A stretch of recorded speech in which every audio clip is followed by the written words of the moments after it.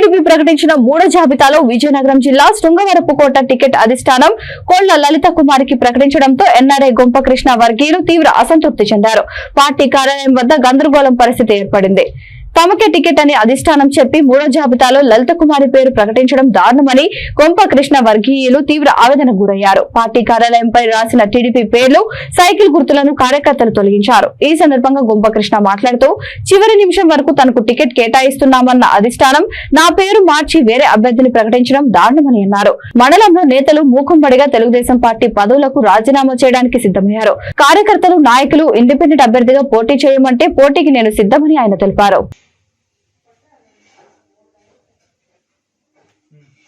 తీసుకున్న నిర్ణయం ఉందో దీని వల్ల పార్టీకి నష్టమే గాని పార్టీ మరలా చేయటం వల్ల రానున్న రోజుల్లో ఈ నియోజకవర్గంలోకి ఏ ఒక్క వ్యక్తి టికెట్ అనుకుని రారు.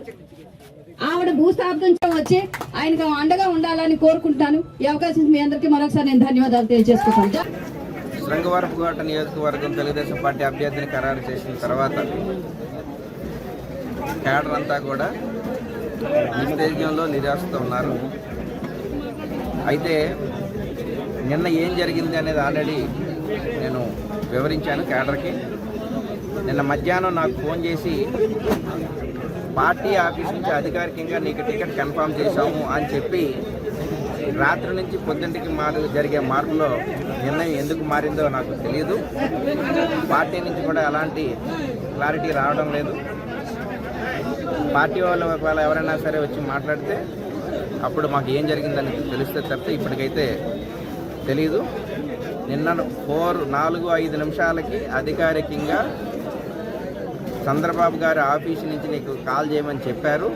చేసిన వ్యక్తి పేరు సత్య దామచర్ల. నీకు టికెట్ కన్ఫర్మ్ చేస్తున్నాం, రేపు ఈరోజు కానీ రేపు కానీ అనౌన్స్ చేస్తామని నేను ఆయన అధికారికంగా చెప్పాడు.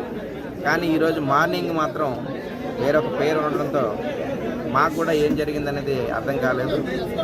అయితే నేను ఇంతకుముందు కానీ ఇప్పుడు కానీ నేను చెప్పినట్టు క్యాడర్ యొక్క ఆ రోజు నేను వచ్చినప్పుడు నేను ఒక్కడనే, కానీ ఈరోజు నాతో పాటు వందల మంది, వేల మంది క్యాడరు, కార్యకర్తలు, నాయకులతో పాటు ఓటర్స్ కూడా చాలా ఆసక్తిగా ఎదురు చూస్తున్నారు. నన్ను నమ్మి ఇక్కడ ఏదో చేస్తానన్న ఉద్దేశంతో నా వెనక నడుస్తున్నారు. వాళ్ళందరికీ నిజంగా ఈరోజు ఏం చెప్పాలో అర్థం కాలేని పరిస్థితి. అయితే ఏమి జరిగినా నేను ఎస్కోట్లోనే ఉంటాను.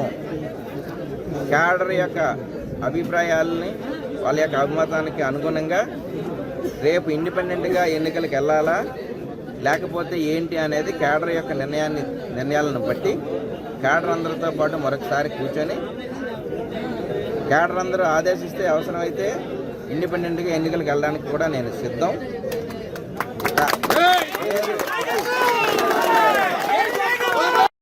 అందరి యొక్క అభిమతమే నా అభిమతం.